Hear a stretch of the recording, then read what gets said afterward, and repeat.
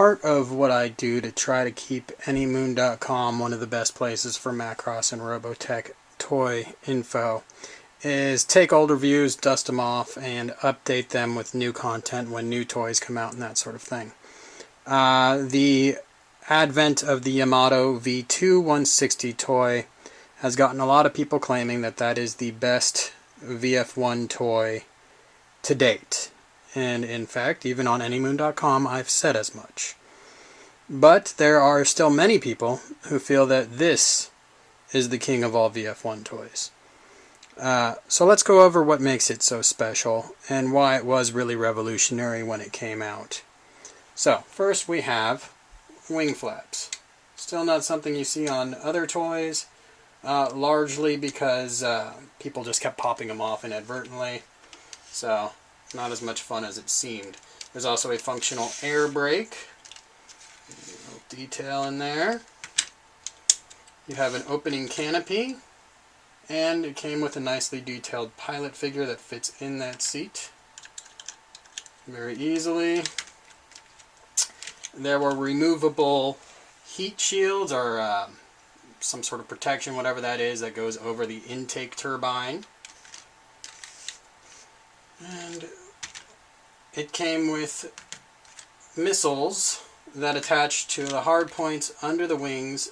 But not only that, the missiles themselves are on sprues and can be detached to be individual missiles. So if you were setting up your own little diorama, you could have fun with that. It also came with the Do You Remember Love box missiles, and they were storage. I don't know if that was just an afterthought. The box missiles are a little too big for the scale, so I'm not really sure what the story is behind that. There was also a gun. The gun attaches to the bottom of the vehicle. Now here's one of the weaknesses of the 148. These arms kind of droop down in fighter mode. You can see them from the side. You're not really supposed to be able to do that. And they do not lock in place as well as they do on the V2 toy. But this gun attaches underneath. The gun itself both telescopes out. And then the grip pops down. And as you can see, there's also a gun strap. All very impressive stuff for the time. So, let's go on and kind of review more of the other modes. We'll take a look at the articulation, and I will touch on the transformation a little bit just because it was so special for the time. Alright, so in fighter mode, I've got the landing gears out now, and I've got the missiles and gun attached. The landing gears lock in place so you can roll the toy back and forth. There's rubber wheels that obviously spin. There's an independent tow bar in the front. If you grab that tow bar on its own and try to open the landing gear by that, it'll probably just pop off. You can just pop it right back on again. Normally doesn't cause any injury. The front landing gear doors on the very early versions have a tooth that kind of keep them locked. That caused a lot of people to scrape the paint off of the landing gear doors as they tried to open it, so Yamato got rid of that on later releases. The gun clearly attaches in fighter mode, but it's a little looser with that strap. There's a little more pressure in between. So it locks in a little tighter if you don't put the gun strap on. The rear landing gears have the anime-accurate 3-door bay. And as you can see, the missiles are attached and not falling off when I handle the toy. Although they might pop off during transformation. It's not the most secure attachment. But let's go ahead and start that transformation and look at Gerwalk mode. I'm almost in Gerwalk mode, and I'm going to pause and show you a couple attributes of the 148 that make it special. First, the hand. There's no push-out mechanism. Instead, you open a trap door and you spin the hand out, like so. Then the hand has individually articulated fingers for the most part, and also the ability to rotate at the wrist and swing back and forth. Okay, the backpack. As you can see, there's no obvious mechanism for how they would fold over. You pull them out, like so, and then you fold one, fold the other over, and now they're flat instead of having a bulge to them, which allows you to bring them forward. And then there's a built-in antenna that you can pull out, and you get that antenna without having a separate piece. Now onto the legs. In fighter mode, the leg is like so. So what I've done is I've revealed a knee piece that has a swivel motion there, which allows you to get that wide A stance. And also the feet pull out before they open, which allows you to get some foot articulation that wasn't there in fighter mode. Alright, so now put the toy back down, push it back into a place where you can see it, and oops. The hips on the 148s do come a little more loose often than the V2 toys. But as you can see, once you get everything in place, perfectly functional Gerwalk mode. There would be a gun in the hand, there would be missiles on the wing, but I didn't want to knock them off while I was doing the review. So let's move on to Battroid. Alright, so I've begun the transformation from Gerwalk to Battroid, and let's take a look at some of the things that make this special. First, there's the integrated heat shield, which you have to pull forward exactly evenly, or else you might cause it to pop loose. It just snaps back into place if you do, not a big deal. From the back, let's see, these legs fall backwards like so, and then they're going to lock into place. Now you have these little pieces that pop out. They're going to help connect the front of the toy to the back of the toy, but also help cover up the gap in between the chest and the back plate.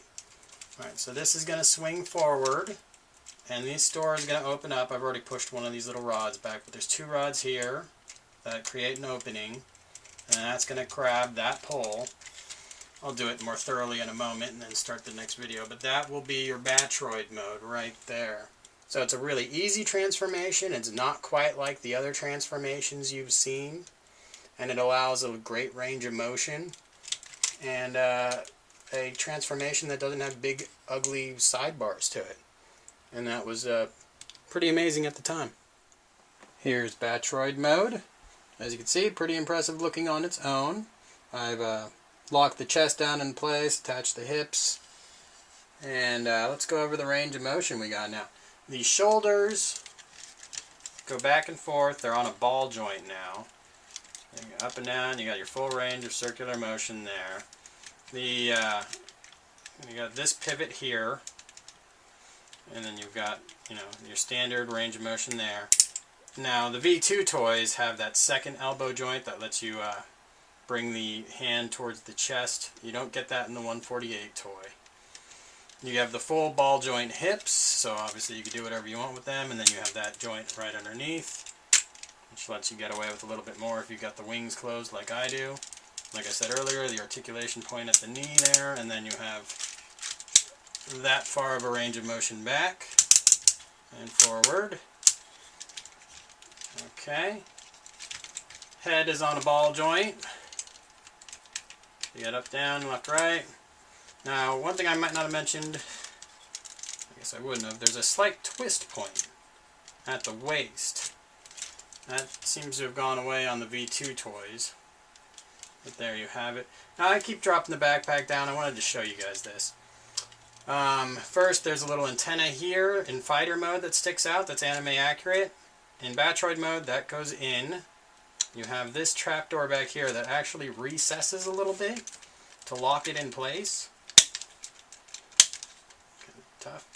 Then you have the backpack comes up, and then you have a little mechanism here that traps the backpack to the back of Battroid mode. So there you go. So that keeps that from falling down. That also becomes really pivotal when you start applying super parts or the grenade box armor. So there you go. That's pretty fancy for a Battroid toy, especially at the time when you were comparing this to things like the Chunky Monkey toys, Toynami's MPC, which has nowhere near this range of motion, or Yamato's VF-1 160, which has similar articulation in Battroid mode, but far less stable, and it's not perfect transformation. Overall, this is still quite the dreamy toy. Yamato's V2 toy doesn't have the head placement where this toy has its head placed. This toy has the anime accurate recessed chest and then the head. On the V2 toys, they've moved the head up above the chest. It looks a little funky, but that makes it so you don't have the nose cone dipping down around the knee area. Now, one thing I don't know if I pointed out in fighter mode is also this nose cone is removable. Obviously, you wouldn't do that in Battroid mode, but it's something for diorama buffs for the fighter mode. Alright, there you have it, folks. It's a great toy. For comparisons to other toys of similar size and scope, go to anymoon.com. Also, comparisons to the line art there. Thank you.